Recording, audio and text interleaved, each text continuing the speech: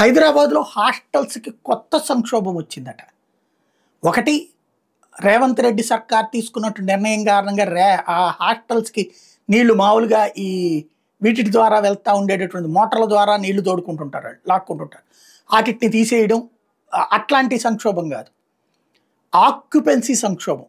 సాధారణంగా హైదరాబాదులో ఒకటి ఆంధ్ర నుంచి లేకపోతే ఇతర రాష్ట్రాల నుంచి చదువుకోవడానికి వచ్చేవాళ్ళు, ఏది ఈ సాఫ్ట్వేర్ కోర్సులు ఈ చదువుకోవడానికి వచ్చేవాళ్ళతో JNTU, Kukatpally, Ameerpet, SR Nagar, LB Nagar ఇట్లాంటి చోట్ల ఫుల్గా హాస్టల్స్ నిండిపోతుంది.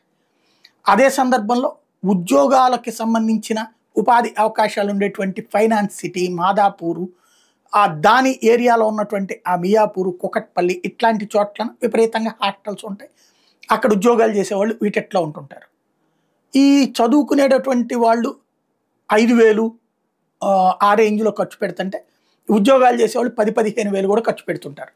దానికి అనుగుణంగా ఆహారం ఉంటుంది, దానికి అనుగుణంగా ఫెసిలిటీస్ ఉంటాయి, దానికి అనుగుణంగా బెడ్ కావచ్చు, అన్నీ ఉంటుంటాయి. అయితే ఇప్పుడు వీటిట్లలో చాలా వరకు 50% ఆక్యుపెన్సీ కూడా లేదట. ఒకళ్ళకొకళ్ళు మాట్లాడుకుంటుంటే తెలుస్తున్నది ఏంటంటే ఉన్నవాళ్ళు ఖాళీ చేస్తున్నారు, కొత్త వాళ్ళు రావట్లేదు.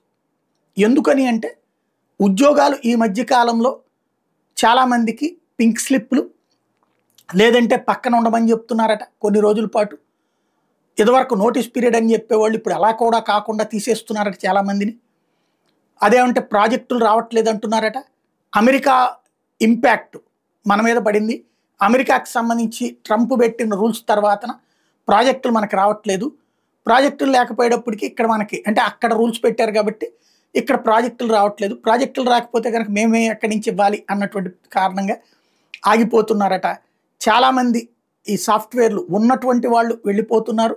కొత్తగా రాక 50% ఆక్యుపెన్సీ కూడా కష్టమైంది. ఇప్పుడు వీళ్ళేంటి వీళ్ళ వలన ఇప్పుడు మళ్ళీ మిగతా వ్యాపారాల మీద అక్కడ కర్రీ పాయింట్ల, హోటల్స్, ఇదే దాన్ని ఏమంటారు అంటే ఈ హోటల్ వీటిట్లో తిండి ఇవన్నీ ఉంటాయి.